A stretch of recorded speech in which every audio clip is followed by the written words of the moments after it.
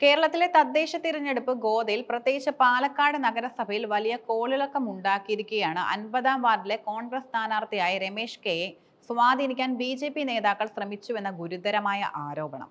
മത്സരത്തിൽ നിന്ന് പിന്മാറിയാൽ വൻതുക വാഗ്ദാനം ചെയ്തുവെന്നാണ് കോൺഗ്രസ് ഉന്നയിക്കുന്ന പരാതി. ഇത് കേവലം പ്രാദേശിക തിരഞ്ഞെടുപ്പ് പോരിനപ്പുറം തിരഞ്ഞെടുപ്പ് പെരുമാറ്റച്ചട്ട ലംഘനത്തെക്കുറിച്ചും നിയമപരമായ ശിക്ഷാ നടപടികളെക്കുറിച്ചുമുള്ള ചർച്ചകൾക്ക് വഴി തുറന്നിരിക്കുകയാണ്.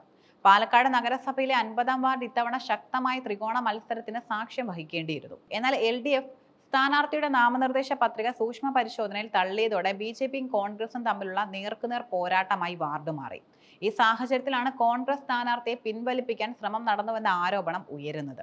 UDFന്റെ സ്ഥാനാർത്ഥി രമേശ് കെ വീട്ടിലില്ലാത്ത സമയത്ത് BJPയുടെ നിലവിലെ സ്ഥാനാർത്ഥിയും വാർഡിലെ കൗൺസിലറും ഉൾപ്പെടെയുള്ള നേതാക്കൾ വീട്ടിലെത്തി അദ്ദേഹത്തെ സ്വാധീനിക്കാൻ ശ്രമിച്ചുവെന്നാണ് പരാതി.